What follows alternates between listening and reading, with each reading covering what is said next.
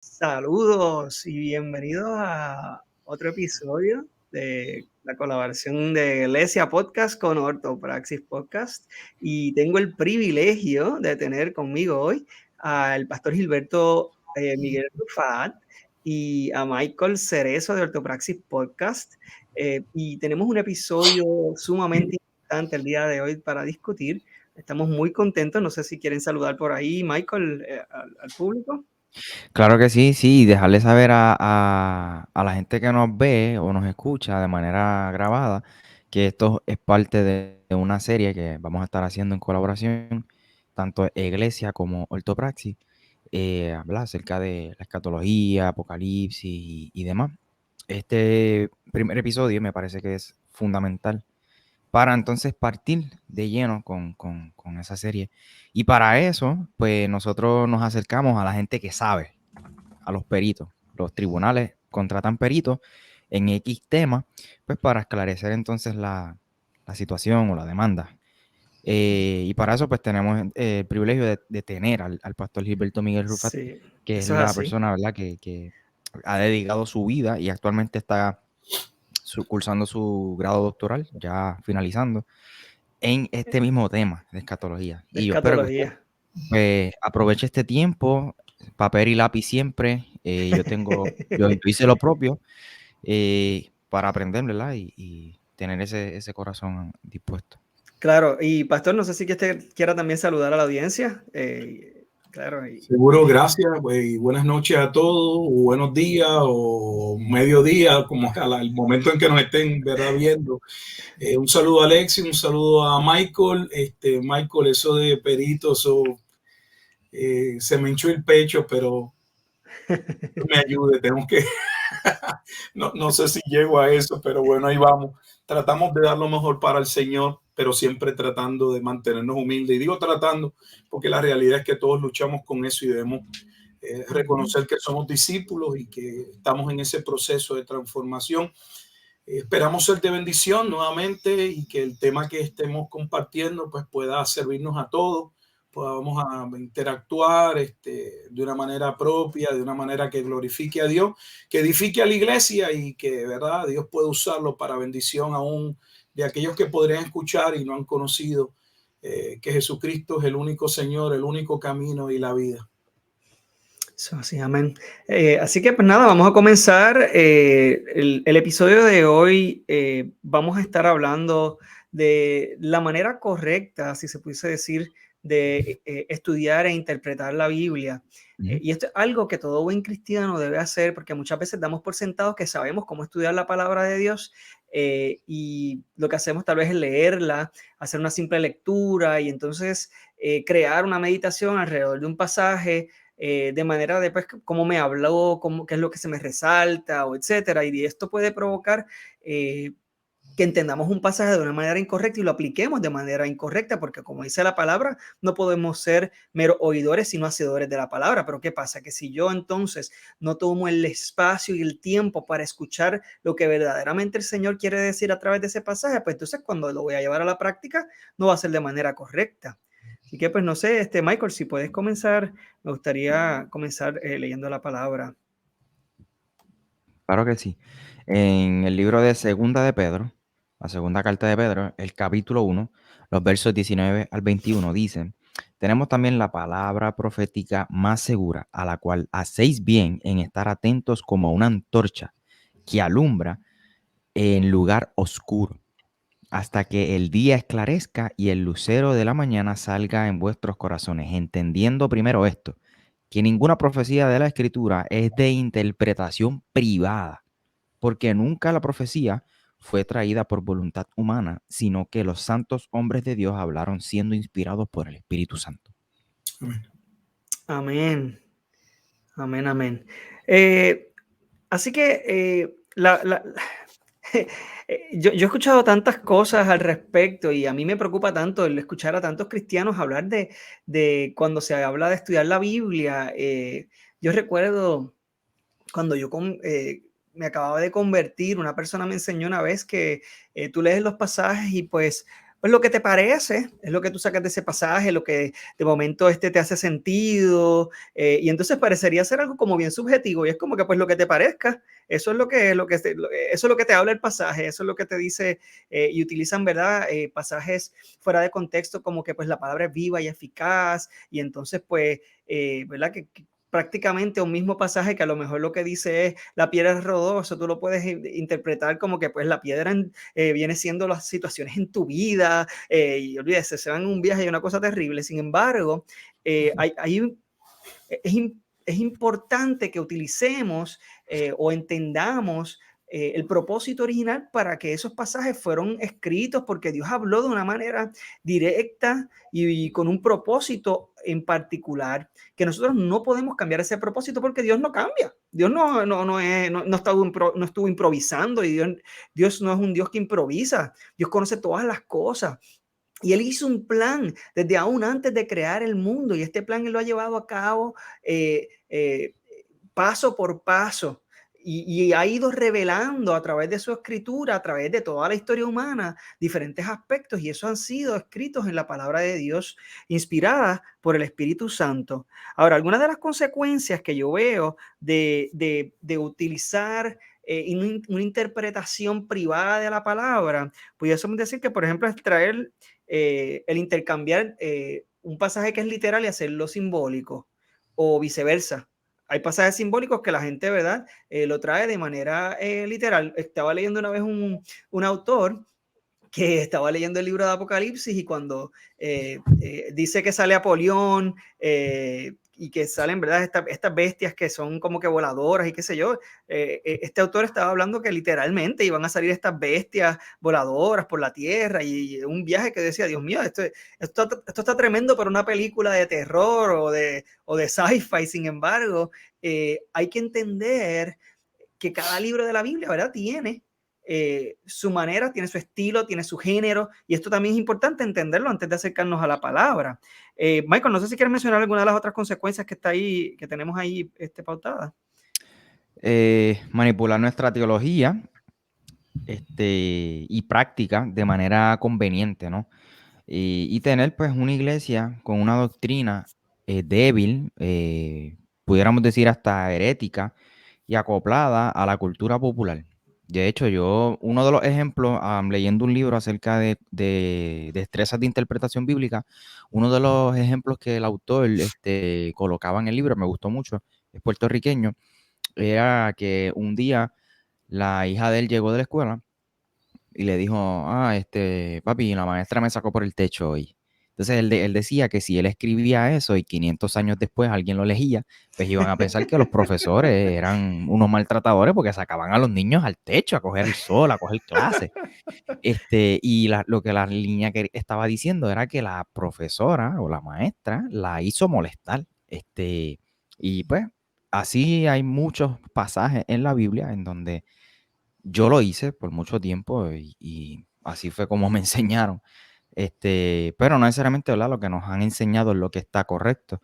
Y de eso se trata el episodio de hoy. Pues sí, antes de comenzar, me gustaría mencionar que no se nos puede olvidar lo del libro del pastor. Michael, si puedes ahí también aprovechar. Claro, sí, que el propio pastor, Miguel Rufat, escribió un libro acerca de esto, se llama Reglas de Interpretación Bíblica, ¿verdad? No me equivoco. Obviamente hay varios formatos, pero el formato digital que está disponible en Amazon Kindle va a estar completamente gratis en los próximos 3 días. Usted está viendo este episodio, pues los próximos 3 días va a estar gratis, al menos en mi canal de YouTube y en el podcast. El enlace del libro va a estar en la descripción. Y si no, pues mire, si ya pasó el tiempo de gratuito, cómpralo porque no está muy caro y va a ser de Sumamente demasiada barato. ayuda. Sí, es sumamente barato y realmente vale la pena. Reglas de interpretación bíblica, principios de hermenéutica, de Gilberto Miguel Rufat. Es sencillo, es directo al grano, y me parece que va a ser de mucha bendición para su vida. Sin embargo, hoy tenemos aquí al pastor. Pastor, de alguna manera sencilla, si usted pudiese explicar la diferencia entre exégesis y eisegesis. Bueno, voy a explicar eso, pero déjame empezar diciendo que la hermenéutica es resumida para algunos como la ciencia de la interpretación, otros la entienden como la búsqueda de significado o la manera en que debemos acercarnos al texto bíblico.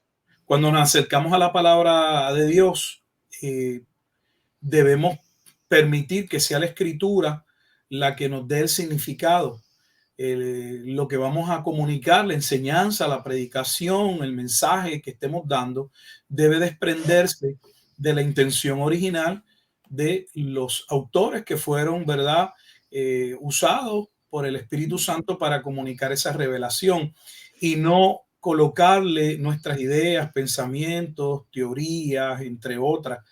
Entonces es un reto porque por lo general no somos completamente objetivos y necesitamos a conciencia buscar ser objetivos, entender las formas y maneras en que debemos acercarnos nuevamente al texto bíblico para que de él se desprenda, de él emane la verdad. Eso es un exégesis. La exégesis lo que busca es que el texto, qué es lo que el texto dice, y lo que el texto dice es traerlo afuera, ¿verdad? La eisegesis es todo lo contrario, es colocar en el texto, es ponerle al texto, imponerle al pasaje bíblico mi idea, mi suposición, mi teoría, lo que me enseñaron, lo que yo creo. Y realmente todos podríamos caer en ese,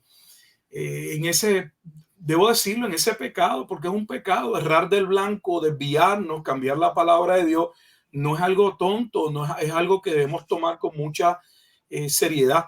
Así que esa es la diferencia entre una eisegesis y la eisegesis.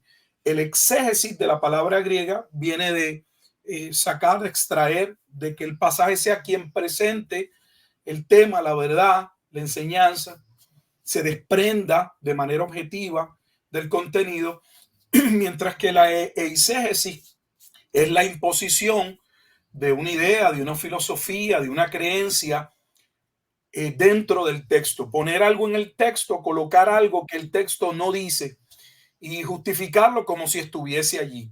Debemos tener sumo cuidado con ello. Claro, y esto es tan fácil de hacer lamentablemente, porque yo he escuchado incluso predicaciones donde los exponentes tienen como este arte de contar cuentos.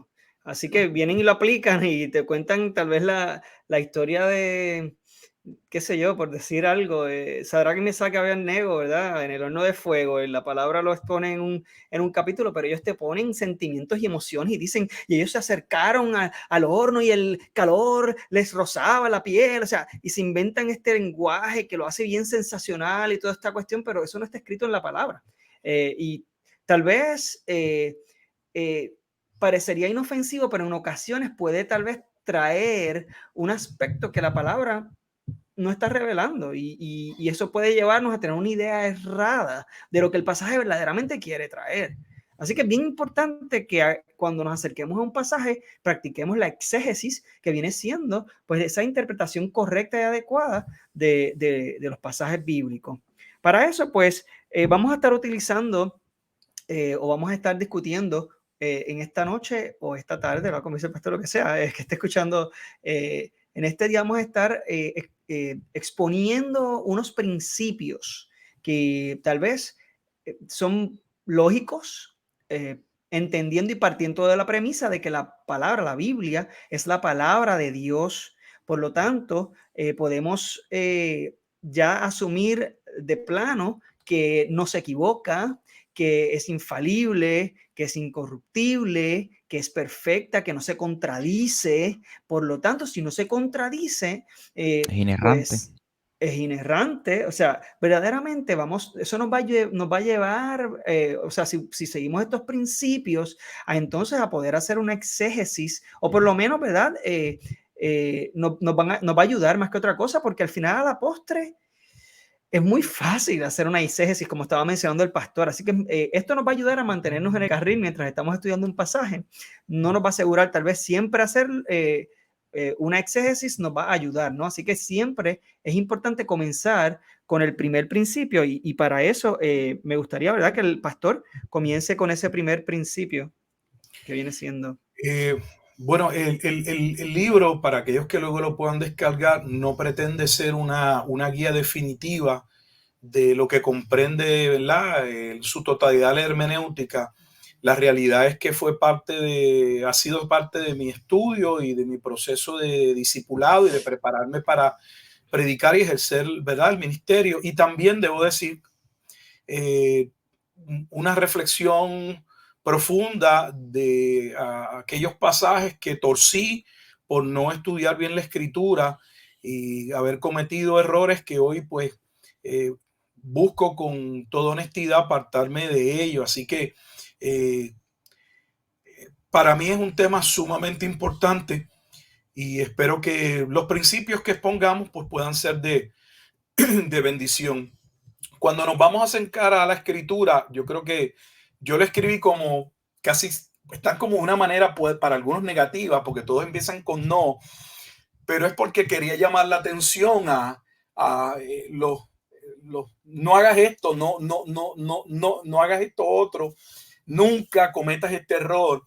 Y lo primero, el primer punto que debemos tener en consideración es que no interpretar nunca la Biblia como en nuestro propio juicio. Y lo que quiero decir con esto es que pensar que nosotros podemos acercarnos a la Biblia como cualquier otro libro. La Biblia no es cualquier otro libro, la Biblia es la palabra de Dios, divinamente inspirada, y para poderse entender, debe entenderse, como dice la Escritura, de manera espiritual. Por lo tanto, es importante que nos acerquemos a la lectura de la Biblia con reverencia, que nos acerquemos a la lectura de la Biblia en oración para solicitar que el mismo Espíritu Santo que inspiró a estos santos hombres a revelar ese consejo que Dios quiso constatar para que sirviera como brújula, como una antorcha, como bien llama Pedro, en un mundo de oscuridad, que nosotros solicitemos que el Espíritu Santo nos guíe en esa interpretación para, como decíamos, no imponerle al texto, no llevar al texto nuestras ideas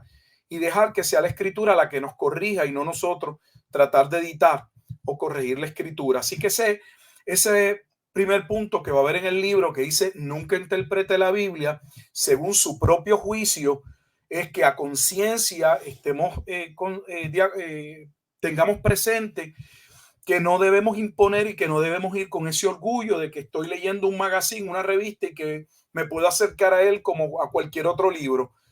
Aunque cuando hacemos el ejercicio hermenéutico, el ejercicio interpretativo, la Biblia se aplican básicamente principios que son aplicables a otras disciplinas.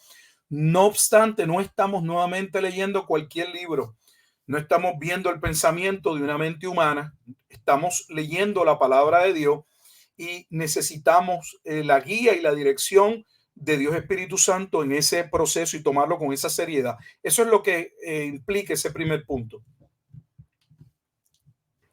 Sí, me parece tan importante y es increíble porque como comenzamos diciendo, esto es un principio lógico, ¿no? Así que si yo conozco el autor de una obra, digamos que yo estoy leyendo cualquier tipo de obra, una novela, es más, digamos que yo estoy en el tiempo de Cervantes, eh, y yo estoy leyendo el Quijote y yo hay algo que no entiendo, pues lo más natural es que si yo puedo tener acceso entonces a ese autor, voy a donde el autor y le pregunto, ¿no? Así que si yo quiero entender la palabra de Dios, yo creo que parecería lógico, ¿no? Que realmente contar con la misma ayuda del Espíritu Santo, la misma persona de Dios que ayudó o que inspiró, mejor dicho, a estos hombres a escribir, a entonces ayudarme también a entenderla. Sí, muy De bien. hecho, una de las cosas que mi profesor de homilética decía mucho era que antes de uno estar sobre los codos, es decir, estudiando, leyendo, investigando, buscando diccionarios, libros de historias, etcétera, que más adelante vamos a compartir, que son herramientas útiles, tenemos que estar, antes de estar sobre los codos, debemos estar de rodillas. Y a eso ese es el primer punto que Wilfredo quiera enfatizar mucho, y es acercarnos al autor de la Biblia, ¿no? El micrófono, Will. Chévere, que mucho me pasa también. El despiste. O sea, y esto, me fui totalmente. Es que a ti te gusta hablar así con el micrófono apagado. Eso es autorreflexión. No, lo que estaba diciendo es que esto nos ayuda a mantenernos humildes.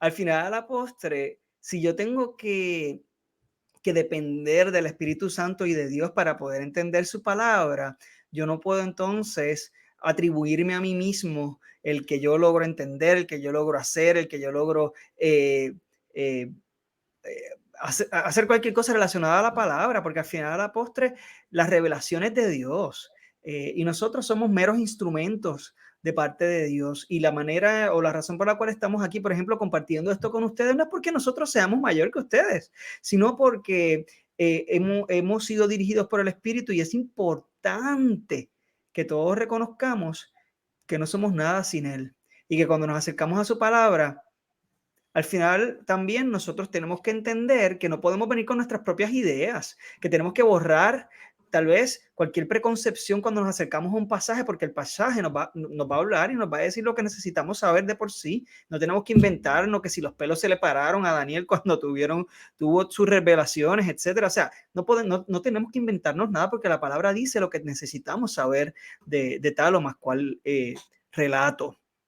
Y así me quiero mover entonces al segundo punto, que viene siendo la manera tal vez correcta de interpretar la Biblia. Y pastor, esto es un principio eh, de hermenéutica que me parece bastante...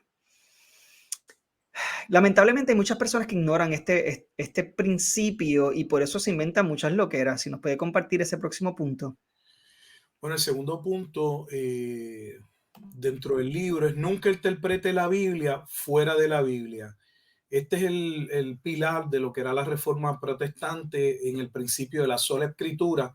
La autoridad para interpretar la Escritura se desprende de la propia Escritura. Es lo que también se conoce como el principio de la analogía de la fe. Dejemos que los propios pasajes, los libros, muestren, ¿verdad?, las correlaciones. Los pasajes oscuros se han interpretado a la luz de aquellos pasajes claros, y podamos ver esa revelación que se va dando de manera progresiva hasta tener su cumplimiento total en la persona de Jesucristo. Así que nunca debemos interpretar la Escritura fuera de la Escritura. Llevemos, si estamos estudiando el tema que estamos estudiando, la doctrina que estemos estudiando, esa doctrina, esa interpretación que vayamos a sacar, debe desprenderse de pasajes que con claridad aborden ese tema. Nuevamente, no imponiendo lo que nosotros pensamos o creemos. Y ese es el segundo punto a considerar. El significado de la Escritura lo da la Escritura. Claro, gracias, pastor. Y realmente yo he visto a personas inventarse tantas explicaciones de ciertos versículos porque no lo pueden entender tal vez en su contexto, en el momento en que lo están leyendo en un pasaje. Sin embargo, la Biblia completa está cuidadosamente por el mismo Señor, ha sido dictada y ha sido inspirada de una manera que, a pesar de que los libros y las cartas de la Biblia fueron escritos en tiempos totalmente distintos, bajo circunstancias muy distintas, por personas que de por sí también eran muy distintas, tienen una coherencia y guardan esa coherencia de manera cuidadosa y específica, lo cual, si tal o más cual autor no fue tal vez tan claro con este tema o pasaje, podemos ir a otro autor que tal vez hable del mismo tema de una forma más clara, y esto nos va a ayudar a que no tengamos que inventarnos nada de ese pasaje o a tratar de buscar la explicación fuera de la misma Biblia para tratar de meterle lo que me caiga, lo que me sea chévere. Entonces, si de esa manera, pues mira, pues tal pasaje, pues no sé, no explica muy bien esto, pero entonces yo digo que fulano de tal me dice que es que eso se trata de los extraterrestres o se trata de los otros, y realmente la palabra no habla de extraterrestres, no habla de ovni, no habla de nada de eso de una manera directa por lo menos, y de indirecta tampoco lo he visto, pero bueno, lo que quiero decir, ¿verdad? Es que tenemos que tener cuidado con las herramientas que utilizamos de afuera. Eso no quiere decir que no podamos utilizar herramientas externas, tal vez para poder ampliar nuestro conocimiento. Por ejemplo, hablábamos fuera del aire acerca de, por ejemplo, los libros de Flavio Josefo, quienes se han utilizado mucho para poder entender un contexto y un marco de ciertos aspectos de la historia judía. Es un historiador que no fue cristiano, era judío, pero ¿verdad? Denota o explica unos aspectos históricos que nos pueden ayudar a complementar lo que de por sí ya está escrito en la palabra, pero son aspectos y son hechos históricos, eso no cambia. O sea, los hechos históricos son hechos históricos, lo que pasó, pasó. Y esto es algo que puede ayudarnos a enriquecer nuestra experiencia de la lectura y el estudio de la palabra. De igual manera, también diccionarios bíblicos que nos pueden ayudar a entender conceptos y tratar de entender, ¿verdad? Palabras tal vez en su original que nos ayudarían a entender la etimología o el origen de ciertas palabras. Y eso. Michael, no sé si quieres comentar algo al respecto. Sí que normalmente cuando nosotros hacemos algún tipo de predicación, por lo menos ahora me dirijo hacia los comunicadores, a los predicadores. A veces cuando queremos preparar algún mensaje, pues visitamos rápido algún comentario y no estamos diciendo que no se usen, incluso es bueno también, ¿verdad? Pero cuando el pastor hace el hincapié de que usemos la misma Biblia para interpretar la Biblia, y quitarnos los lentes, ¿no? Para acercarnos a la Biblia sin ideas preconcebidas y no imponerle al texto, sino que el texto me hable a mí, y lo cual es sumamente difícil, el pastor mismo lo dijo al principio. El yo leer de entrada un comentario de alguien es leer el pensamiento de esa persona, y entonces ya cuando yo me acerco al texto, pues tengo entonces el pensamiento de ese autor, de ese comentario que yo leí, y yo creo que lo correcto sería, el ejercicio correcto de hacer una exégesis, es precisamente yo acercarme al texto, y cuando yo termine de hacer mi trabajo como predicador, ¿no? Como comunicador, como estudiante de la Biblia, quizá entonces cuando yo termine de hacer mi exégesis, pues puedo visitar algún comentario y demás para complementar, pero por lo menos ese sería el procedimiento real. No sé si el pastor quisiera corregirme en ese sentido o añadir algo. Bueno, yo en mi caso particular, los comentarios los tiendo a usar cuando hay un pasaje difícil y tengo, ¿verdad?, algunos nombres de comentaristas que a mi consideración en el tiempo que llevo, creo que son personas serias, y entonces veo cómo ellos han interpretado, cuál es el ejercicio, a qué resultado han llegado para yo comparar el resultado que yo obtuve en mi interpretación. Pero le huyo a usar comentarios bíblicos solo como, ¿verdad? Tomándolos como base para la predicación, y lamentablemente eso es lo que hace la mayoría. La mayoría lo que tiene es un autor favorito o varios, y toman el comentario bíblico de su autor favorito, toman nota y luego se paran en el púlpito a decir lo que dice su autor favorito. Eso no es un ejercicio interpretativo. De hecho, no es un ejercicio ni tan siquiera honesto, porque uno realmente en lo que está es dando la conclusión de otro, y todavía se hace peor o no es correcto cuando entonces ni tan siquiera se es honesto y se le da crédito a la persona que estamos, ¿verdad?, de la que proviene el pensamiento o la cita, porque sería plagio. Así que debemos tener mucho cuidado. Le estaba hablando a Wilfredo que hace unos años atrás yo di una clase de metodología bíblica, principios de investigación bíblica, y los pastores que tenía en la clase, cuando les pregunté que me dijeran, que fueran honestos, que utilizaban, qué herramientas, cómo hacían sus bosquejos, ¿verdad?, o sus estudios, y casi todos, si mi mente no me falla, todos tenían un comentarista X o Y. Había uno que usaba Matthew Henry, había uno que usaba al autor William Barclay, y así sucesivamente, y lo que hacían era leer el comentario y lo que tomaban notas de ese comentario, y sobre eso hacían su bosquejo y eso era lo que le iban a enseñar a sus congregaciones. Eso no es un ejercicio correcto. Debemos disciplinarnos para nosotros hacer el ejercicio y luego en el ejercicio comparar el resultado, lo que nosotros entendemos, ese pasaje está exponiendo, está comunicando, y específicamente cuando es difícil, con otros comentaristas y ver, mira, pues no estamos errados, esto, han llegado otros a esto, o por qué me estoy distanciando tanto de la interpretación, ¿verdad? Es bueno y sirve, pero debemos tener cuidado, y es mi punto, de que siendo una ayuda, terminan convirtiéndose no en una ayuda, sino en la base. en un medio para salir de un apuro y en medio de un mundo tan agitado, una vida tan compleja, facilitarnos, entre comillas, el trabajo. Así que mucho cuidado con eso. Sí se pueden usar y están ahí. Hay hombres que han dedicado su vida al estudio serio de la escritura y no hay nada de malo en leer y aprender de ello. De hecho, ven atrás libros porque me dedico, leo, estudio, pero llevo muchos años que le tengo mucho cuidado a los libros. Me cuido mucho de lo que leo, porque viví muchos años siendo una estación repetidora y no estamos para estaciones repetidoras.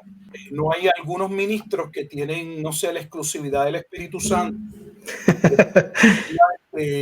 Según a estos Dios los dotó, les dio la capacidad de escribir lo que él quería, a otros y solo a estos les dio la interpretación correcta. Yo creo que si partimos de la escritura y partimos creyendo que es palabra de Dios y nos sometemos a ella pidiendo el auxilio del Espíritu Santo y seguimos un procedimiento al acercarnos al texto correcto, por lo general debemos llegar a una conclusión muy similar. No digo exactamente la misma, pero muy similar. Es como algo en matemática y no es una ciencia exacta. Si tenemos los mismos números y utilizamos una ecuación matemática y lo usamos bien, se supone que al final podamos tener el mismo resultado. Claro. Yo creo que en ese sentido, por eso es que es importante que desarrollemos el pensamiento crítico y que nosotros también nos nutramos primero de la palabra. Antes de acudir, como estaba diciendo Michael, a un comentario, es importante que uno haga su propio estudio bíblico, que uno busque comprender lo mejor posible el pasaje, utilizando, ¿verdad?, cierta estructura. Sí, la lectura del pasaje es muy importante y vamos a estar hablando más adelante, ¿verdad? De unas recomendaciones que el pastor va a estar dando de cómo estudiar ¿verdad? Los pasajes bíblicos, por lo menos que te ayuden a entender un marco general, el contexto del pasaje que vayas a predicar o que vayas a estudiar para tu vida personal. Sin embargo, si nosotros no tenemos o no entendemos estos aspectos de un pasaje antes de buscar un comentario bíblico, tenemos ese peligro de ser influenciados por la mentalidad de alguien y estamos confiando ciegamente en que esa persona entendió el pasaje, en que esa persona está exponiendo algo que es totalmente cierto. Entonces le estamos dando una autoridad a una persona que erra de la misma manera en que nosotros también podemos errar. Así que, ¿verdad? Quiero, ¿verdad? Solo recalcar ese aspecto porque creo que es de los más importantes que tenemos que tener en cuenta cuando nos acercamos a la palabra y cuando usamos recursos externos a la palabra. Que no nos dejemos influenciar porque al final, a la postre, la autoridad máxima es la Biblia misma, como comenzamos, ¿verdad?, hablando en el primer principio. Y esto pues, también nos debe llevar a ver cómo es también, cómo funciona la estructura de la Biblia. La estructura de la Biblia, tanto del Antiguo Testamento como del Nuevo Testamento, es importante que la entendamos, los géneros bíblicos, que entendamos que cuando estamos leyendo un libro o una carta, que sepamos quién es el autor, a quién fue escrito, etcétera. Todo esto nos va a ayudar. Ahora, el próximo principio, ¿verdad? Acuérdense que estamos dejándonos llevar tal vez por los principios que el pastor comparte en su libro. Son unos aspectos prácticos para llevar a cabo la hermenéutica. Hay un sobreénfasis a veces en el Antiguo Testamento. Y eso nos hace tal vez perder a veces de perspectiva, o nos hace ver o nos hace entender o tener una revelación tal vez limitada de lo que Dios quiere que nosotros entendamos, y el cumplimiento, ¿no?, de la palabra en el Nuevo Testamento. Pastor, si quiere compartir entonces ese próximo principio. La tercera regla es el nunca interpretar el Nuevo Testamento a la luz del Antiguo Testamento. Y permítanme aquí hacer una pausa y explicar muy bien, porque es un principio que podría muy bien darse a malinterpretaciones. Así que por eso necesitamos aclarar qué queremos decir con nunca interpretar el Nuevo Testamento a la luz del Antiguo. ¿Por qué? Porque la manera correcta es interpretar el Antiguo a la luz del Nuevo Testamento, ya que la Biblia es una revelación progresiva que tiene como eje central la obra salvífica, el reino de Dios en la persona de Jesucristo, y debemos permitir que veamos el cumplimiento de esas profecías, de esa historia en la obra y en la persona de Jesucristo. No estamos diciendo que no sea importante el Antiguo Testamento.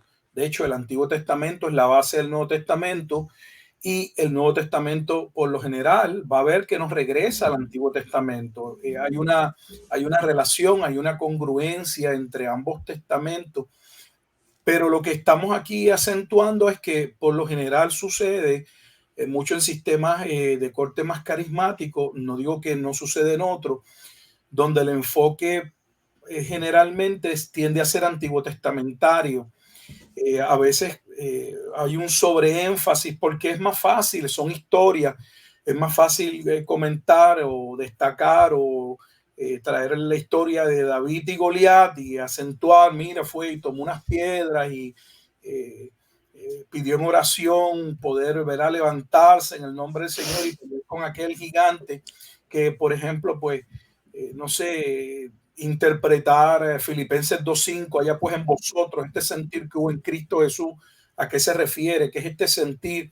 Es mucho más complejo porque estamos hablando de conceptos teológicos que deben ser entendidos, y para comunicarlos no necesariamente es tan sencillo o es fácil al hacerlo. Así que la revelación es una progresiva, el Antiguo Testamento es la base del Nuevo, la explicación de la obra del Antiguo Testamento está en el Nuevo Testamento, y debemos ver el Antiguo a la luz del Nuevo y no de manera contraria, que es lamentablemente lo que se tiende a hacer. Gracias, pastor. Sí, de hecho, muchos de los errores que yo he visto tal vez en doctrinas, en muchas iglesias, que son errores crasos, vienen por este sobreénfasis. A veces un sobreénfasis en las obras para salvación, en un sobreénfasis en el tener que actuar de cierta manera, o cumplir con una conducta para poder obtener la salvación, la cual sabemos y se nos fue revelado a través de la obra de Jesucristo, que Jesucristo es quien nos da la salvación, nosotros no las podemos ganar, y así como no la podemos ganar, tampoco la podemos perder, pero esto lo conocemos a través de la obra de Jesucristo y la revelación que viene a través del Nuevo Testamento. Si nos quedamos en el Antiguo Testamento, entonces vamos a estar acudiendo siempre a Jesucristo, volviendo a crucificarlo para nuestro beneficio, porque volvía a fallar, porque volvía a caer, y esto es muy peligroso, entre otras cosas, que buscamos, o sin querer, por estar teniendo este sobreénfasis, judaizamos el cristianismo. Y esto es un peligro grandísimo, el cual el mismo Pablo a los Gálatas les avisó. Y Pablo le llama anatema aquel que trae un evangelio judaizante, en el libro, en la carta a los Gálatas, y les alerta, mira, si alguien viene con un evangelio que no es el que ustedes han conocido, ese evangelio que es a través de Jesucristo, que es un evangelio de gracia, mira, que sea anatema. O sea, y estos son estas corrientes judaizantes que no entienden que nosotros no hay manera de que nos podamos ganar esa salvación, de que ya no tenemos que circuncidarnos, o que nosotros los gentiles no tenemos que circuncidarnos, que nosotros no tenemos que seguir unas normas judaizantes, que no hay nada que cumplir para nosotros poder ser salvos, porque la salvación no proviene de nosotros. Y esto viene revelado, ¿verdad?, a través de la obra de Cristo, que sí, que comienza a través de las profecías. Sin embargo, la manera pues para poder entenderlas tenemos que ver esa revelación que viene mayormente, ¿verdad?, en el tiempo de Jesucristo. Y pues, Michael, si pudieses leer ese próximo pasaje antes de que el pastor traiga ese próximo punto. Claro, dice segunda de Pedro, la segunda carta de Pedro, capítulo 3 en esta ocasión, los versículos 15 y 16. Dice, y tened entendido que la paciencia de nuestro Señor es para salvación, como también nuestro amado hermano Pablo, según la sabiduría que le ha sido dada, os ha escrito casi en todas sus epístolas, hablando en ellas de estas cosas, entre las cuales hay algunas difíciles de entender, las cuales ni los indoctos e inconstantes tuercen, debo decir, las cuales los indoctos e inconstantes tuercen, como también las otras escrituras, para su propia perdición. Sí, pastor. Entonces, si nos puede compartir ese próximo punto. Bueno, el punto número 4 de cómo acercarnos al texto es que nunca interpretemos un pasaje fuera del contexto inmediato. Cuando estamos leyendo un libro, una carta, por lo general hay un propósito detrás. Pero dentro de ese propósito general también, ¿verdad? Hay temas secundarios que van dentro de ese propósito general que debemos considerar a la hora de hacer ese ejercicio interpretativo de ese pasaje o versículo. Digo esto porque aunque los libros o las cartas, todo debe ser leído completo para poder tener el cuadro general, nosotros no tenemos el tiempo en una media hora, en una hora de exponer todo un libro. Por eso, por lo general, tomamos unos versículos como base para puntualizar, para señalar, para traer una enseñanza X. Pero cuando vamos a traer esa enseñanza, el punto es que no debemos olvidar que ese capítulo o esos versículos que vamos a traer a la consideración de la iglesia están precedidos de una enseñanza, de un tema particular, y que no podemos desligar esa porción de ese tema, porque si no vamos a estar cometiendo errores interpretativos. Sí, definitivamente. Así que por eso es que hemos hecho un énfasis en que es importante que cuando nos acercamos al texto entendamos a quién fue escrito, porque fue escrito también. Es importante también ver este tipo de cosas, y usualmente con la lectura completa de ese libro, esa carta, vamos a entender precisamente muchas veces el contexto. De hecho, vamos a conocer el contexto a través de eso. Primero, que el autor, si conocemos quién escribió el libro, eso nos ayuda a ver cuál es el tiempo más o menos en el que se escribió ese libro o esa carta, y con saber ese tiempo podemos saber qué aspectos históricos estaban ocurriendo alrededor de ese pasaje cuando se escribió. ¿Por qué? Porque estos pasajes y estos libros y estas cartas fueron escritos para un público en particular y tenían un propósito en particular, y esto no lo podemos ignorar cuando nos acercamos a esos pasajes, porque de esa manera vamos a perder el punto que Dios reveló en esos pasajes. Así que es importante que tomemos en cuenta que cuando nos acercamos a ese pasaje tenemos que entender su contexto histórico, tenemos que saber a quién fue escrito, por qué fue escrito, y ese contexto también que gira alrededor de ese pasaje. Michael, no sé si quieras comentar algo al respecto. Básicamente, no, enfatizar lo mismo que has dicho, y el pastor también, pues, nunca interpretar o ignorar el contexto del libro que se está leyendo, el contexto histórico, el público que va dirigido el libro,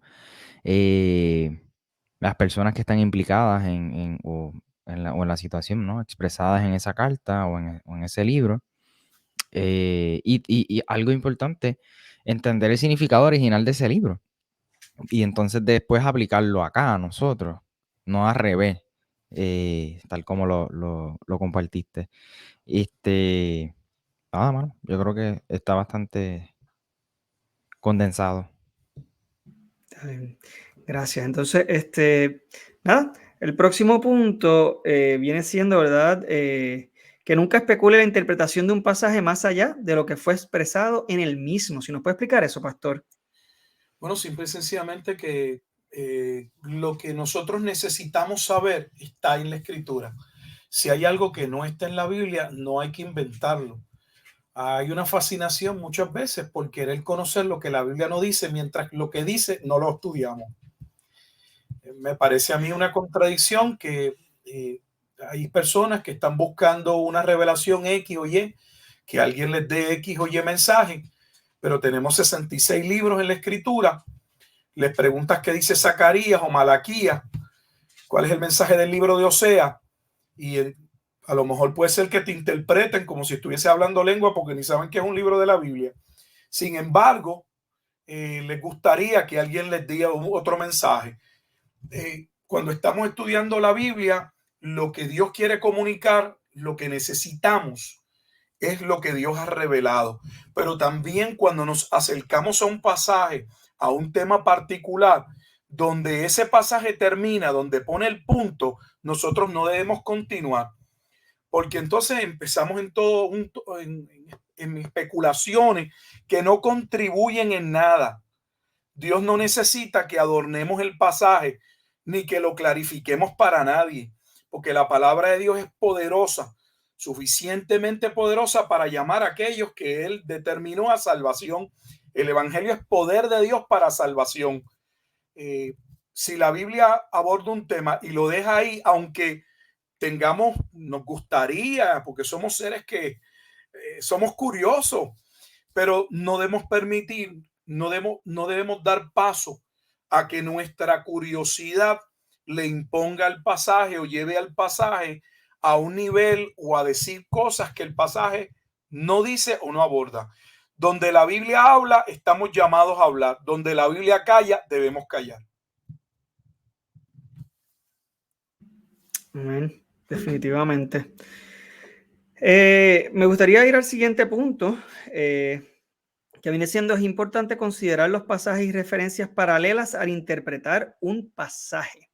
Y esto, pastor, ¿a qué verdad se referiría este punto? Bueno, lo que estamos diciendo es, por ejemplo, que cuando estamos estudiando el Nuevo Testamento y estamos leyendo los evangelios, tenemos 4 relatos de 4 evangelistas sobre, ¿verdad?, la vida, obra y ministerio de Jesús. Y es importante el considerar esos relatos.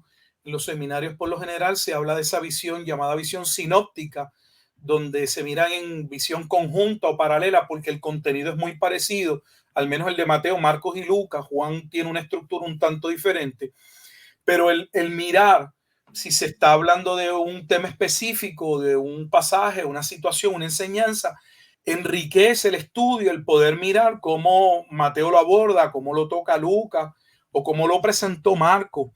Esa parte es importante. Con las referencias o las alusiones, nos referimos a que los traductores de la escritura constataron en diferentes pasajes, pusieron una nota, una marca, que lo que nos lleva es a entender o a que podamos nosotros comprender que esa porción de la escritura que se está comentando pudiera estar en labios de Jesús, guarda relación o está explicada, o ese tema comenzó en el Antiguo Testamento y se nos hace ese enlace, y debemos ir para tomar constancia de lo que se dijo antes.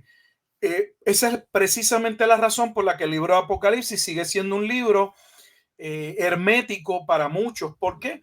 Porque casi 3/4 partes del libro de Apocalipsis hace alusiones o referencias al Antiguo Testamento. Si nuestro conocimiento del Antiguo Testamento es leve, es limitado, no vamos a poder ver claramente los símbolos, las referencias e interpretarlos a la luz de ese contexto antiguo testamentario. Y el problema con esto es que, por lo general, cuando la Biblia no pone el contexto, la propia Biblia no pone ese contexto, nuestra tendencia humana es a no dejar ese contexto en el vacío y a ponerle nosotros nuestro contexto, porque nunca se da una interpretación sobre un vacío teológico. O partimos de lo que la Escritura dice, o vamos a terminar imponiéndole al pasaje o rellenando el pasaje con lo que no entendemos, porque no nos tomamos el tiempo de estudiar que ese pasaje nos está dirigiendo al Antiguo Testamento. Por poner un ejemplo, cuando estudiamos Mateo 24 y 25, una y otra vez se hace mención de Jesús, o Jesús mismo se autodenomina el Hijo del Hombre. Pues tenemos que ver de dónde sale esa expresión, Hijo del Hombre. Es una expresión antiguo testamentaria y parte de Daniel capítulo 7, versículo 13 específicamente y 14. Entonces yo tengo que detenerme, ir al libro de Daniel y entender cuando Daniel está hablando en el capítulo 7 y se refiere a ese Hijo de Hombre. ¿Quién es ese Hijo de Hombre? ¿Qué es lo que él está viendo en ese capítulo 7? Para poder entonces entender y ver la asociación de Daniel con el libro de o el capítulo 24 y 25 de Mateo, como Jesús mismo hace la unión cuando en Mateo me parece que capítulo 24, si mal no me parece, versículo 15, Jesús mismo dice que aquella abominación de desolación a la que él se refiere era aquella que había sido profetizada por Daniel. Pues entonces yo no debo pretender poder entender lo que Jesús está diciendo sin ir al marco de referencia, que es el libro de Daniel, y buscar entender el significado en Daniel 7 para entonces poder traerlo a Mateo 24 y entender, es que ahora se va a cumplir aquello que a Daniel se le profetizó, se le mostró en el capítulo 7. A eso nos referimos, a que la Biblia hace referencias, nos muestra dónde comienza esa profecía o dónde no hay una cita textual del Antiguo Testamento, pero el tema que se está tratando se abordó, se tocó en otra parte de la Escritura. Y yo debo, como un estudiante serio de la Escritura, un intérprete que quiera hacer un ejercicio fiel de la Escritura, tomar en consideración lo que la Escritura dice. Nuevamente, para que sea la Escritura la que me dé el contexto. Hacer interpretación es como montar un rompecabezas. Y lo interesante de esto es que tenemos 66 libros y no veamos un rompecabezas como que una sección o una tercera parte de rompecabezas es un libro. La realidad es que a veces estamos montando un bosque y puede haber un árbol con unos frutos y el libro de Zacarías va montando el árbol, pero los frutos no están en Zacarías. El fruto está en otro libro. Entonces, la Biblia guarda correlación, coherencia y correspondencia entre todos los libros, y es por esa razón que el ejercicio hermenéutico no es uno sencillo, porque requiere de una comprensión general de toda la Biblia. Tremendo. Yo creo que a medida que uno va estudiando también la palabra y tomándose el tiempo de entender cada uno de estos aspectos, eso va a seguir enriqueciendo el estudio bíblico y se puede ir entonces profundizando aún más. Yo creo que una de las cosas importantes que todo buen cristiano debe hacer es leer la Biblia completa. Y es triste que yo escuchaba el otro día, honestamente no sé dónde lo escuché, pero el porciento creo que fue en Facebook que lo vi, de cristianos que ha leído la Biblia completa es tan bajito. Entonces yo escucho tantas voces, tantas personas opinando, tantas personas citando la Biblia, diciendo verdad que siguen al Señor, sin embargo nunca han leído la Biblia completa. Y esto es un peligro porque entonces estamos hablando de algo que tal vez no conocemos. Sin embargo, es importante que todo cristiano se tome el tiempo de leer la Biblia. Pues yo le voy a decir una cosa, yo la primera vez que leí la Biblia completa, llevaba ya varios años en el Evangelio. Cuando yo leí la Biblia completa, se me abrieron los ojos de la estructura también que tiene la palabra. Por ejemplo, a veces yo escuchaba al pastor y yo decía, ay, pero ¿de dónde ¿de dónde él saca el contexto de tal o más cual cosa? Y con una simple lectura de los pasajes, de los libros y entendiendo, ¿verdad?, esta estructura que tiene la Biblia. Entonces uno dice, pues claro. Y cuando, por ejemplo, nos tomamos el tiempo de leer la Biblia completa, vemos, por ejemplo, que los profetas escribieron bajo un tiempo, bajo un reinado, que la descripción del tiempo de esos reyes lo vamos a encontrar ya sea o en los libros de Samuel o en los reyes o en las crónicas. Y eso nos va a ayudar a tener un marco tal vez contextual de qué es lo que estaba pasando, si ese rey servía a Jehová o si no servía a Jehová, si siguió los estatutos de Jehová o si realmente se desvió, qué estaba pasando alrededor.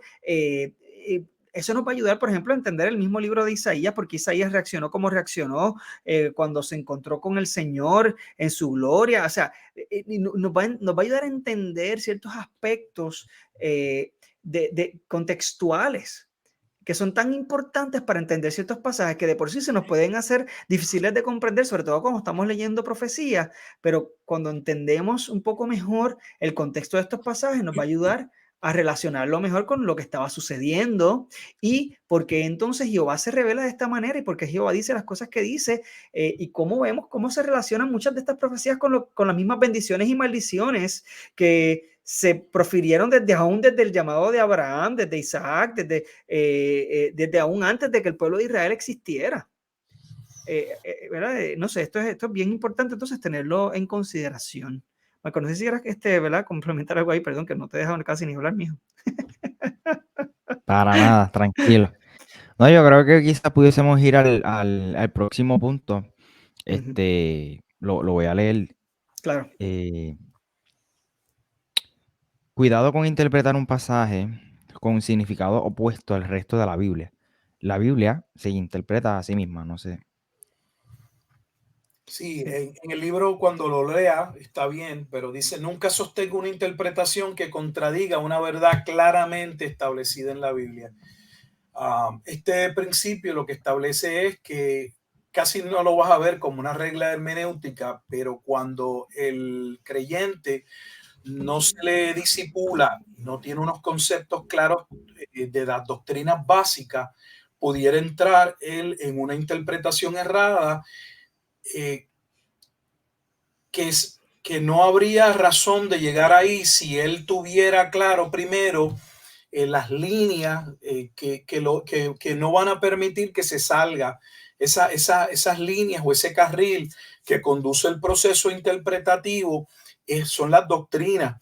Entonces necesitamos tener una comprensión básica de conceptos como, ¿verdad? ¿Quién es Dios? ¿Quién es Jesucristo? ¿Qué es el Espíritu Santo? ¿Qué es la Escritura? ¿Qué es la salvación? ¿Qué es la redención? ¿Qué es la expiación? Sin número de conceptos que si los tenemos claros a la hora de interpretar un pasaje, nos van a ayudar a no errar, a no salirnos de ese carril y errar llegando, ¿verdad?, a una conclusión que entra en contradicción con una verdad claramente establecida en la Escritura.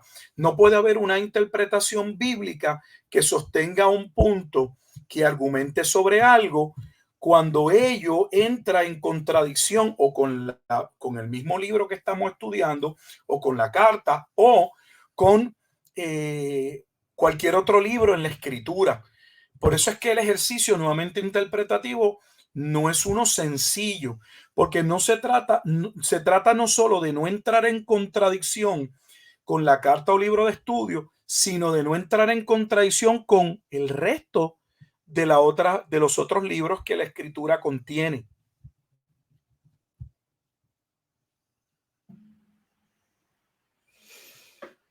Sí, cierto.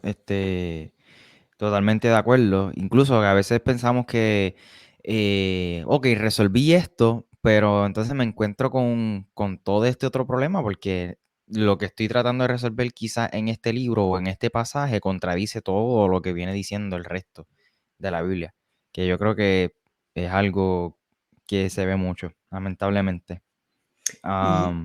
Sí. Perdóname, Michael, que te interrumpa, yo creo que yo creo que yo creo que es importante que hagamos hincapié en que primero nosotros como líderes somos responsables de prepararnos antes de llegar a una congregación. Yo me acuerdo que cuando yo me criaba, aún de pequeño y cuando también le entregué mi vida a Cristo,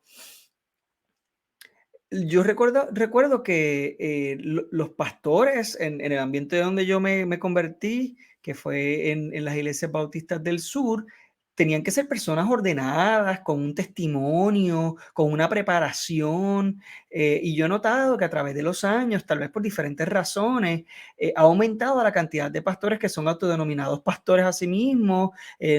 Son personas sin ningún tipo de testimonio, a veces sin ningún tipo de estudio formal, que pues tal vez un estudio formal a lo mejor no te hace nadie, pero la realidad es que a veces se denota una irresponsabilidad en cuanto a entender que cuando tú enseñas la palabra de Dios es algo bien serio y una responsabilidad sumamente grande. ¿Y qué pasa? Que entonces esto se refleja también en las congregaciones, porque en las congregaciones tenemos unos huecos horribles en términos de discipulado, en donde lo que nos interesa es tener un sistema capitalista en el cual los números es lo más que importa. Mi congregación tiene tantos miles de personas, tantos cientos de personas. Wow, se convirtieron tanta cantidad de cientos de personas el domingo en tal servicio. Y entonces los números, una cosa increíble, cuando verdaderamente a Jesús nunca le importaron los números. La realidad es que Jesús era claro, era directo, e incluso en ocasiones las personas se le iban y él no iba a buscar detrás, ay, no, venga, no, tú sabes, y cambiaba el mensaje ni hacía las cosas más bonitas para que la gente se sienta cómoda y agradable. No, no, no. El Señor fue directo, y eso es una responsabilidad que tenemos nosotros como maestros de la palabra, es ser directo, es ser claro, es ser responsables en el estudio de la palabra, y eso es algo que también tenemos que tener en consideración cuando nos estamos congregando. Los líderes de nuestra congregación son personas que se prepararon, son personas que demuestran un dominio serio de la palabra, nos están dirigiendo, nos están discipulando. Hay una doctrina sana en nuestra congregación que nos sienten las bases para yo poder tener un estudio serio de la palabra, que cuando yo me acerque a la palabra yo por lo menos sepa qué es lo que estoy leyendo. Todo este tipo de preguntas yo creo que es importante que nos las hagamos como seguidores de Cristo, que es importante que nos congreguemos y que en el congregarnos esa dinámica se debe de dar. Bien, pues continuamos, ¿verdad?, con el próximo punto, pastor, si lo quiere entonces traer. Pastor, está en mute. No siga mis pasos, pastor, eso no. El punto número 8, o ¿verdad? El acercamiento en consideración, que número 8 es: nunca obvia las figuras literarias, lingüísticas o retóricas. Aquí lo que nos referimos es que la Biblia, como cualquier otra obra, contiene, ¿verdad?, paradojas, alegorías, símil, metáfora, proverbios, hipérboles, y debemos conocer cómo se emplean esas figuras lingüísticas para no sacar los pasajes fuera de, ¿verdad?, de la proporción o del sentido original, del propósito con el que fueron comunicados. Por ejemplo, la paradoja es una aparente contradicción. Debemos poder saber la diferencia, por ejemplo, entre una alegoría y una parábola, porque aunque en ambas, por ejemplo, hay una historia corta o larga del diario vivir, del conocimiento del pueblo, que tiene un mensaje en general, pero por ejemplo en la alegoría los diferentes componentes de esa figura pueden tener un significado particular, como la alegoría que se presenta en Gálatas capítulo 4 con relación a las dos mujeres que le dieron a Abraham hijos al principio. Y se habla de una alegoría, así que debemos entender esta figura a modo de poder entender lo que estamos interpretando. Por ejemplo, hace poco tenemos un llamado teólogo, ¿verdad? Yo no sé si él lo es, pero donde él había hecho un ejercicio interpretativo y expuso la segunda venida de Jesucristo sobre la base de una parábola. Eso, con toda honestidad, eso llora, porque las parábolas vienen a ser la ilustración de un mensaje que se ha comunicado. No podemos llevar la parábola más allá. Todo el cuadro, una parábola corta o larga, el propósito de la parábola es resaltar la idea, un punto principal, y no podemos salirnos de ello. Entonces, usar una parábola para alocadamente dar fechas y entrar en especulaciones no es correcto, y eso muestra desconocimiento de la persona que está haciendo ese ejercicio, porque ese no es el propósito de las parábolas, por ejemplo. Por eso es que es importante conocer que, como en cualquier otro género, cualquier otra lectura, debo decir, que tiene diferentes géneros lingüísticos, debemos conocerlo para entender. Por ejemplo, ustedes mencionaron ahorita el profesor que habló de que si la hija hablaba de que su profesor la sacaba por el techo, nadie va a poder entender eso. ¿Por qué? Porque es una expresión muy particular, posiblemente de un pueblo, de una región, y si yo no entiendo esa particularidad, yo voy a darle un significado que yo quiero, o la mente por lo general funciona haciendo asociaciones, buscando algo que yo conozco, que me parece, y así no debemos hacerlo. La Biblia, como literatura, en ella tenemos todas esas figuras lingüísticas o retóricas, debemos buscar conocerlas. Por ejemplo, el uso del poema hebreo es muy diferente al tipo de poema que nosotros, por ejemplo, por lo general estamos acostumbrados a un tipo de poema, ¿verdad? Que rime. Esa no es la estructura de la poesía hebrea. Es muy diferente. A veces la primera cláusula se hace de manera general, y en la segunda, lejos de una rima, entonces se puntualiza una verdad, se clarifica el punto de arriba. Entonces necesitamos nuevamente conocer esas figuras lingüísticas o retóricas del lenguaje a modo de no errar, y entender una parábola como una parábola, un símil como un símil, una paradoja como una paradoja, y así entre otras, y no estar inventando, que es lo que lamentablemente es la orden del día. Lamentablemente. Incluso, pudiésemos decir, pastor, por ejemplo, proverbios, salmos, ¿verdad? Que no se pueden tomar como literal, específicamente no salmo.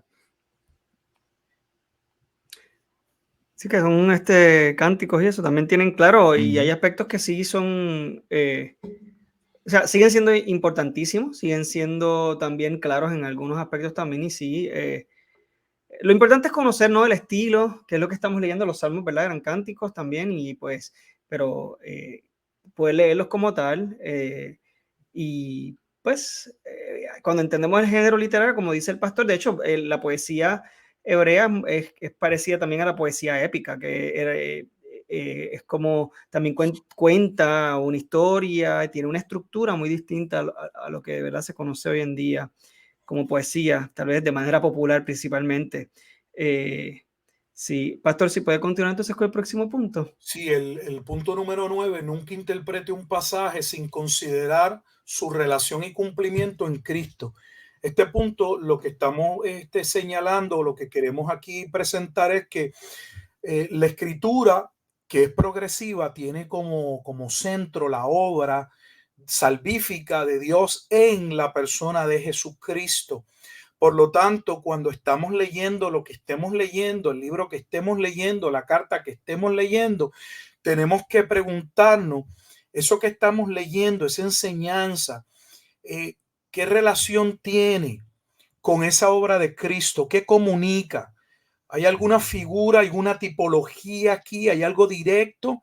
Entonces debemos todo verlo a la luz de Jesucristo, de esa obra de Dios en Cristo. Esto es sumamente para mí importante, porque si no, terminamos muchas veces, pasa mucho en el Antiguo Testamento, solo usando un pasaje para sacar una aplicación moral sobre un punto en particular, cuando realmente todo tiende a la obra de Cristo.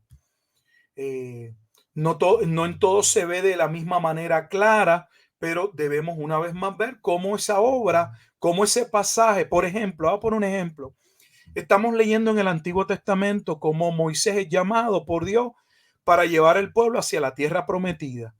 Más allá de ver el pasaje en términos de a qué edad Dios llamó a Moisés, qué tiempo pasó en el desierto, cuáles fueron las situaciones o los retos que tuvo Moisés con relación a impedimentos al pueblo, a la cantidad de personas que eran muchos para él solo y bla, bla, bla. Ver, Moisés representa quién, la obra que Moisés está haciendo.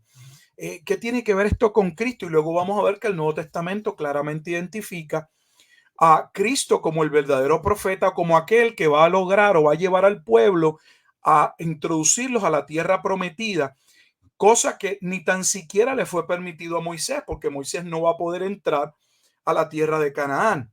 Y cuando, por ejemplo, vemos esa porción de la escritura en Hebreos capítulo 3 y Hebreos capítulo 4, se presenta entonces la superioridad de Jesucristo por encima de Moisés. ¿Por qué? Porque Moisés es un tipo del libertador, pero ese libertador realmente que va a consumar esa obra de ese pueblo, que va a ir a la salvación, es Cristo. Entonces, todo debe verse desde el punto de la cristología. Eso es lo que estamos señalando en ese punto o acercamiento a la escritura como punto 9. Mi punto favorito, sin lugar a duda. Estaba leyendo yo hace un tiempo un libro de Timothy Keller, La Predicación, en donde precisamente él hace ese enfoque, hace esa recomendación, debo decir, en buscar a Cristo en cada pasaje, ¿no? En cada libro de la Biblia.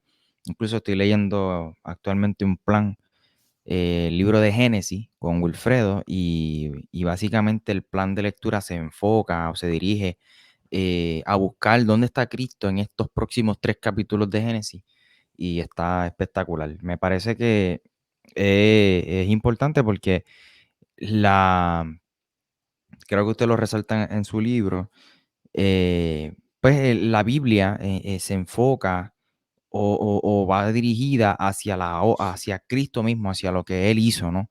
Desde el principio hasta el final. Y por eso que para mí es uno de los puntos que más me gusta. Y son para mí. Creo que todo es importante, pero pienso que eso es sumamente importante. Yo quisiera leer 2 Corintios, Wilfredo, el capítulo 11, versos 3 y 4. Adelante. Pero temo que como la serpiente con su astucia engañó a Eva, vuestros sentidos sean de alguna manera extraviados de la sincera fidelidad a Cristo Jesús, que el que os hemos predicado, o si recibís otro espíritu que el que habéis recibido, u otro evangelio que el que habéis aceptado, bien lo toleráis. Claro que aquí, ¿verdad? Pablo estaba criticando definitivamente y haciendo eso, y estaba haciendo, ¿verdad? Un llamado a tener cuidado. Nuestra vida está, ¿verdad? Como cristianos que hemos sido llamados a recibir, ¿verdad? Esta obra de Cristo y aceptarla, y que hemos sido llamados a salvación. Nuestro enfoque es Cristo. Así que definitivamente cuando leemos la palabra, el enfoque es la obra de Cristo y es lo que le da sentido a todo lo que estuvo pasando en el Antiguo Testamento. Por eso es que el punto que traímos hace un rato, de que el Nuevo Testamento debe ser el que nos ayude a ver por qué sucedió lo que sucedió en el Antiguo Testamento. El Antiguo Testamento, la realidad es que no va a tener un sentido completo sin la obra de Cristo. Así que la obra de Cristo es la que nos va a dar sentido a todo lo que el Señor nos ha hablado a través de la palabra. O sea, ahí es que vemos que Dios no es un loco. O sea, si Dios planificó desde un comienzo la salvación del hombre, y Dios es el que es el autor de la fe, es el autor de la salvación, y el que nos ha buscado, porque nosotros no lo buscamos a él, él nos buscó a nosotros. Ese plan está desde el comienzo. Así que no nos podemos quedar a mitad. Tenemos que ver cómo el Señor ha revelado o ha ido revelando ese plan a través de las Escrituras. Y pues nada, con eso nos movemos entonces al próximo punto, pastor. El punto número 10, nunca olvide o nunca obvie lo que yo llamo la regla de primera mención. ¿Qué es la regla de primera mención? ¿A qué me refiero con esto? Por ejemplo, cuando estamos estudiando alguna palabra o estamos estudiando alguna frase que llama nuestra atención, es importante ver dónde por primera vez se habló de ello. Es como, ¿verdad?, la etimología de una palabra y la raíz, ir al principio cuando por primera vez o en un momento determinado cómo esa palabra se estaba utilizando, con qué connotación, con qué significado. Por poner un ejemplo, cuando estamos leyendo el libro de Job, se habla de los hijos de Dios. Y cuando se habla de los hijos de Dios allí, se está hablando de los ángeles. Entonces, es importante ver cuando la escritura habla sobre algún particular, ver dónde posiblemente está la primera mención y cuál fue el significado. ¿Por qué? Porque, por ejemplo, si el libro de Job es considerado por algunos como posiblemente un libro, no en el sentido del orden en el que nosotros lo tenemos en la escritura, sino posiblemente uno de los primeros libros en términos del momento en que posiblemente fue escrito, porque recordemos que aunque el libro de Génesis, y explico esto porque alguien podría pensar que lo que estoy diciendo no es correcto, aunque el libro de Génesis habla del origen de la creación, ese libro, esa revelación de lo que sucedió en el principio, lo va a recibir Moisés pero mucho tiempo después. O sea, lo va a recibir luego de ser llamado por Dios a sacar al pueblo de Egipto. O sea, él no está allí, él no vive aquello. Él se le está revelando el origen del principio. Y cuando, por ejemplo, en Génesis capítulo 6 se habla de que los hijos de Dios tuvieron contacto con las hijas de los hombres. Hay algunas personas que, por ejemplo, yendo a la regla de primera mención, le digo para que usted pueda saber por qué algunos llegan a esa conclusión. Si entienden que la primera vez que los hijos de Dios mencionados en la escritura guarda relación o podría hacer relación con los ángeles, podrían concluir entonces que esos hijos de Dios a los que se refiere no eran descendientes de Seth, sino que habían sido ángeles que habían entrado en contacto con mujeres, que es una interpretación que algunos sostienen y que de hecho aún los judíos, esa es su interpretación. Si van a Antigüedades de los Judíos de Flavio Josefo, que recoge, es básicamente un comentario desde el libro de Génesis, la interpretación de lo que sucede en Génesis 6, rabínica, porque Josefo era un rabino, era un rabí, era que habían sido ángeles. Y cómo llega ahí nuevamente usando ese principio de primera mención, entre otras cosas.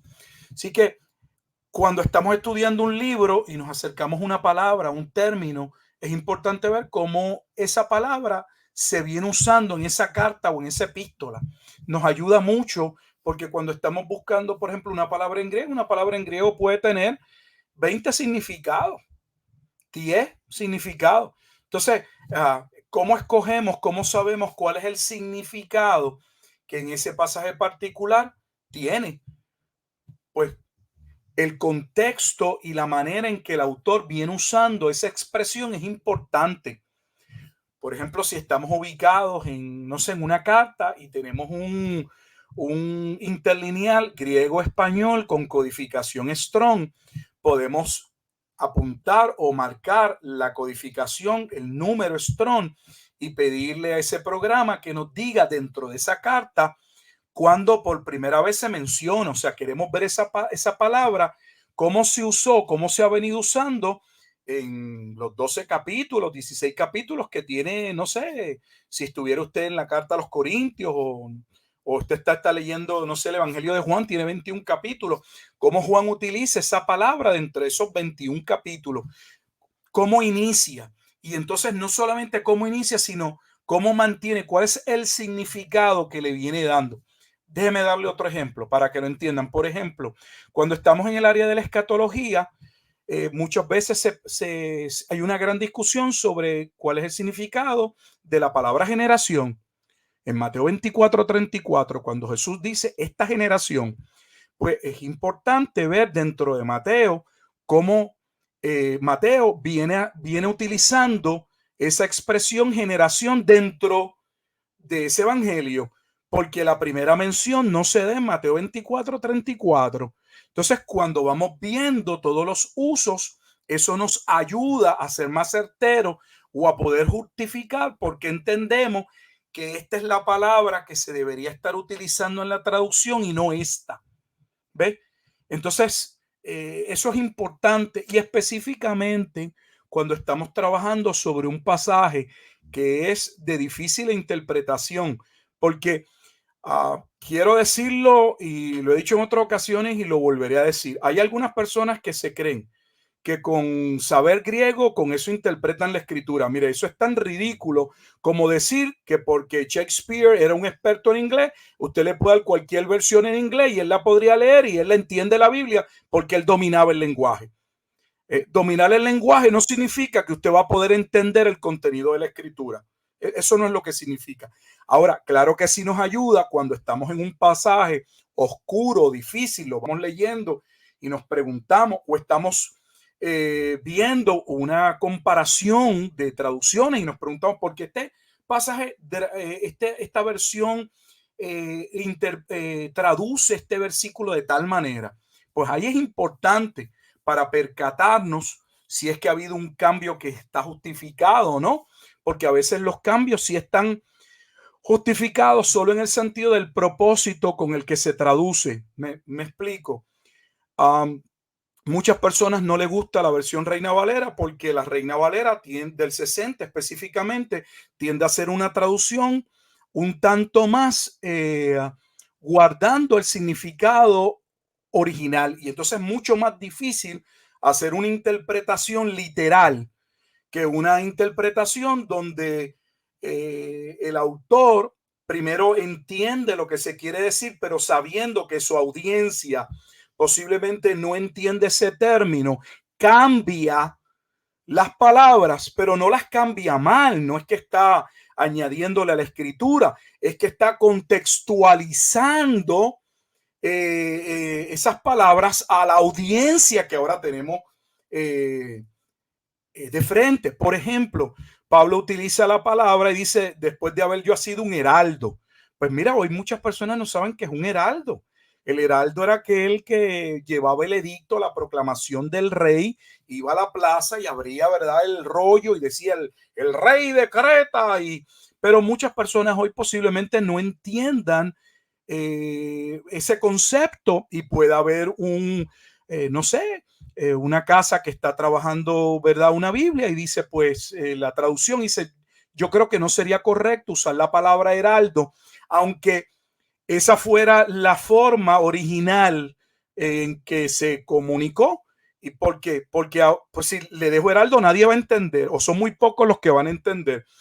Así que a veces cuando hablamos de que una versión versus otra no es buena, debemos tener cuidado, porque hay ocasiones en que el problema es que hay traducciones que son literales, hay traducciones que se trata de contextualizar, y hay traducciones que son lo que se llaman como traducciones ya más siendo una interpretación, buscando dar el significado de lo que el pasaje dice. ¿Ves? A no ser que nosotros podamos demostrar que lo que esa Biblia en su traducción está haciendo es cambiar todo el significado, no podemos decir que esa Biblia tiene un error. Entonces, ¿cómo podemos saber todas estas cosas? Bueno, yendo a la regla de primera mención, y en este caso sería viendo cómo un autor ha venido usando una expresión dentro de un libro o de una carta. ¿Ves? Porque si de momento nosotros vamos a cambiarle el significado y decir, fíjate, lo viene usando de esta manera, pero en este pasaje específicamente no lo traduzco de esta forma, yo tengo que justificar porque en ese pasaje específico ese autor ya no está haciendo uso de esa palabra con ese significado. ¿Qué pasaría en Mateo 24? Porque cuando Jesús viene hablando de generación, todas las ocasiones en que Jesús usa la palabra generación denota la población, las personas que él tiene las que están allí con él, nunca una generación futura. Si yo voy a ir a Mateo 24:34 y decir que eso es una generación futura, tengo que explicar por qué entonces ahí hay un cambio, porque aún lingüísticamente Jesús está hablando de aquella generación, de esa generación, de mi generación, porque yo quiero hacer un cambio a una generación futura. Entonces tengo que justificar cómo doy un salto a lo alto de 2000 años después, cuando ese no es el uso que ese autor viene haciendo en esa carta o epístola. Salvaje. En el sentido de que brutal, tú sabes.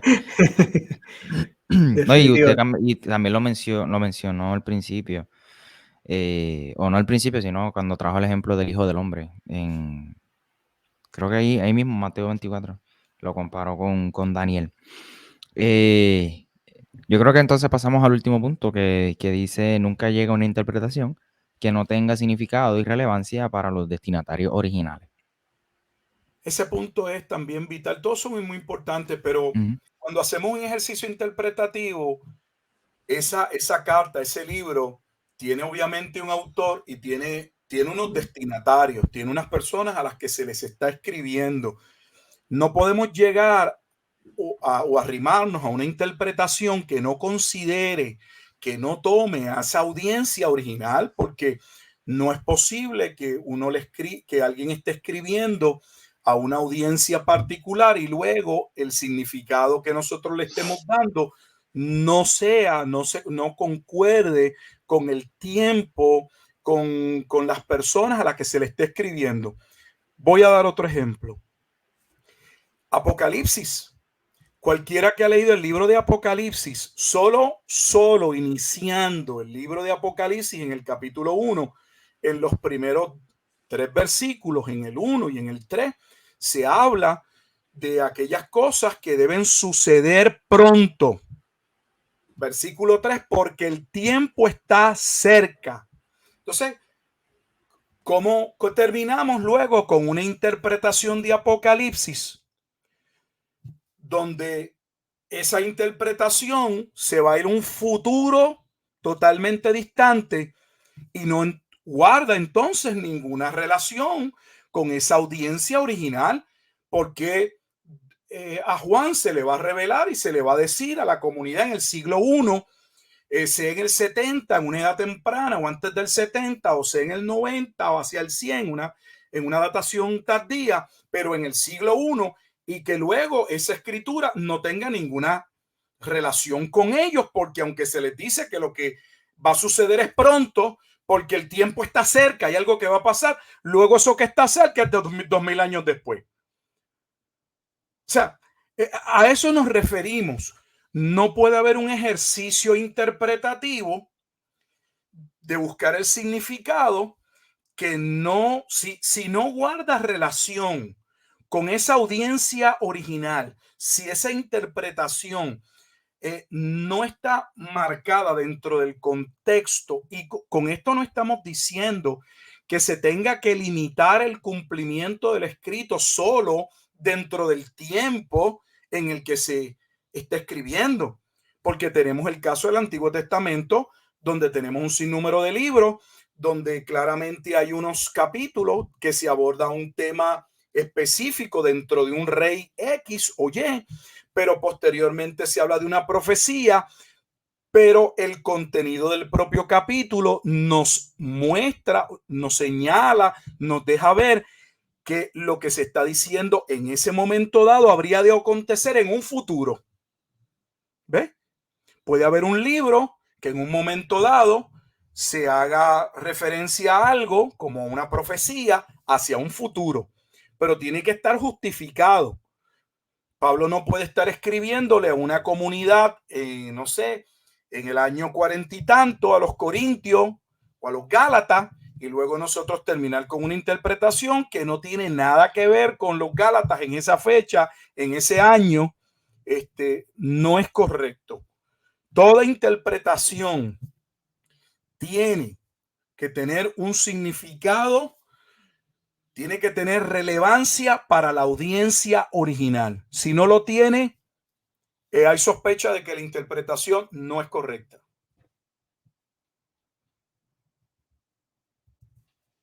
Sí, como usted dice, igual de importante. Y bueno, habiendo mencionado todos estos puntos importantes que los traemos, ¿verdad? Del libro del pastor Gilberto Miguel Rufat, el cual recordamos que está disponible totalmente gratis en formato digital, Amazon Kindle, por los próximos 3 días, y el enlace está en la descripción. Quisiera hacer quizás un resumen del resumen del resumen de lo que hemos hablado. Pero primero, que es bien importante que cuando vayamos a estudiar la palabra de Dios, consideremos el contexto histórico, los destinatarios y a su mensaje original. Pues que nunca debemos añadirle al texto algo que no dice, y pues usar siempre el principio de que la Biblia se interpreta a sí misma. Y cada uno de los puntos que el pastor ha compartido. Pero antes de que Wilfredo continúe, yo quisiera terminar con el texto de Colosenses 2, 8 al 10, donde dice: mirad que nadie os engañe por medio de filosofías y huecas sutilezas, según las tradiciones de los hombres, conforme a los rudimentos del mundo, y no según Cristo, porque en él habita corporalmente toda la plenitud de la deidad, y vosotros estáis completos en él, que es la cabeza de todo principado y potestad. Bueno. Nada, yo realmente no tengo mucho que agregar ni nada. Lo que sí me gustaría es que el pastor entonces, vamos, yo soy un cristiano que tiene una base, ¿verdad? Que me ha dado, ¿verdad? La formación de mis líderes y el discipulado que he tomado. Y quiero estudiar la palabra. ¿Qué me recomienda entonces de cómo yo pueda entonces, de manera práctica, me siento? Oye, quiero estudiar este pasaje, digamos, por dar un ejemplo hipotético, quiero estudiar los dones del Espíritu como aparecen en 1 Corintios 12 y en el 14, digamos. ¿Qué me recomienda, pastor? Bueno, cuando vamos a estudiar cualquier libro, uno de los problemas que tenemos es que no queremos leer. No nos acercamos a la Biblia para estudiar un capítulo, un versículo. ¿Por qué? Porque la Biblia no fue escrita en capítulos ni en versículos. Los libros deben ser considerados en su totalidad. Eso significa que a modo de poder entender una particularidad de un libro, debemos primero entender el contexto general, y para ello hay que tomarse el tiempo de leer el libro. Si uno quiere estudiar, por ejemplo, 1 Corintios capítulo 12, lo primero que deberíamos darnos el tiempo es de leer la carta a los Corintios en varias ocasiones. Mi recomendación cuando se lee un libro es que la primera vez se trate de leer y se busque el tiempo para leerlo corrido, si es posible, y que en una segunda ocasión usted tome algo en lo que usted pueda tomar nota, y entonces esa segunda lectura usted solo se detenga a anotar conceptos, términos o palabras que pueden ser en el mismo idioma que usted no conoce, para que cuando usted finalice esa segunda lectura, usted busque un diccionario teológico, busque un diccionario de lenguaje y usted diga, pues, mira, aquí dice la expiación. Yo no sé qué es la expiación. Aquí habla de la redención, pero ¿qué es la redención? Y usted entonces se toma el tiempo de buscar todos esos términos o palabras, conceptos que usted no entendió, porque entonces cuando le dé la tercera lectura, luego de haber dado una primera, dar una segunda y clarificar conceptos, cuando lee una tercera vez, ya esa lectura que parecía oscura o difícil comienza a aclararse. Ese es el principio de comenzar a hacer un estudio. Todavía no hemos entrado a buscar con calma quién es el autor, a quién escribe, más o menos en qué fecha, pero es lo mínimo que podemos hacer. El problema que tenemos es que la mayoría de las personas hoy, aún pastores, ellos lo que quieren es, por ejemplo, ir a Mateo 24:34, por poner esta generación, y ellos quieren leer ese capítulo, ese versículo, y con ello ya poder entenderlo todo. No funciona de esa manera. De hecho, la mayoría comete el error, ya que estoy mencionando ese capítulo y sé que posterior vamos a hablar de Mateo 24 y 25, de comenzar en Mateo 24, porque el tema del juicio y la destrucción de Jerusalén no inicia en Mateo 24. Los pasajes más relevantes sobre el juicio que vendría comienzan en el capítulo 21, porque básicamente toda la enseñanza de esa última semana del ministerio de Jesús en Mateo 24 está dirigida a señalar aquel juicio que vendría contra Jerusalén, comenzando con el momento de la entrada triunfal, donde Jesús, mientras cabalga en el pollino y mira y considera la ciudad de Jerusalén, viendo lo que va a suceder, llora sobre ella. ¿Ve? Y así cada capítulo va mostrando el escenario. Entonces, si realmente leemos con detenimiento y con cuidado, cuando llegamos a Mateo 24, no nos toma por sorpresa que Jesús le diga a sus discípulos: ven todo esto, aquí esto no va a quedar piedra sobre piedra. ¿Por qué? Porque el propio libro de Mateo, el propio evangelio, viene hablándonos de ese juicio. Entonces debemos tomarnos el tiempo. Lo menos que podemos hacer cuando queremos comenzar un estudio serio es darnos el tiempo de leer con cuidado la escritura. Y aunque al principio lo que yo estoy diciendo toma tiempo, luego no nos va a tomar tanto tiempo. ¿Por qué? Porque los conceptos, como las palabras que ya van enriqueciendo nuestro vocabulario, o esos conceptos que ya entendemos, cuando leemos otro libro no tenemos que volver a buscarlos. Es como cuando usted está leyendo algo en otro idioma y su conocimiento, como en mi caso, el inglés, no es mucho y hay palabras que yo no entiendo. Yo no puedo continuar la lectura presumiendo de que puede ser que signifique esto. Yo tengo que pararme a hacer uso de un diccionario para ver qué significa esa palabra dentro de esa oración. Y aunque ahí me tomo el tiempo y tengo que parar y tengo que buscar un diccionario, cuando más adelante vuelva a ver la oración o esa palabra, ya no voy a tener problema porque ya yo aprendí ese término. Entonces enriquece nuestro vocabulario, amplía nuestro conocimiento, pero si ni tan siquiera podemos darnos el tiempo de la escritura, es muy difícil que podamos entrar en un ejercicio correcto. Para mí, dos cosas vitales son leer la escritura con mucho detenimiento y segundo, acercarnos al texto con reverencia. Es la palabra de Dios, no es una revista, no es un magazine, no es un libro escrito por hombres, y entendiendo que es palabra de Dios, no para mi conocimiento, sino palabra sobre la cual yo debo vivir y por la cual yo seré juzgado. Con humildad yo debo acercarme a Dios y pedirle: Dios, yo necesito que tú me ayudes y me des entendimiento para yo comprender tu bendita palabra. Para que aquello que señale yo tenga la capacidad por tu espíritu de arrepentirme. Que aquello que yo tenga que cambiar, porque tu palabra claramente señala que hay algo que yo he creído, que estoy haciendo, que es contrario, yo pueda cambiarlo. Entonces necesitamos ese acercamiento a la escritura desde el comienzo de que es palabra de Dios, desde que yo soy un mero mortal acercándome a la palabra de Dios, así como todo el proceso con el que hemos descrito, que no es el único ni son las únicas reglas, pero son reglas que nos ayudan a tomar con seriedad el ejercicio interpretativo, porque queremos nosotros primero arribar a la verdad antes de buscar aplicarla. Porque uno de los horrores que vemos hoy es que queremos brincar a la aplicación. Una verdad puede tener múltiples aplicaciones. Se puede aplicar a la familia de esta manera, puedo aplicar esta verdad a mi trabajo, puedo aplicarla al escenario de verdad de mi vida en comunidad, pero tiene un significado.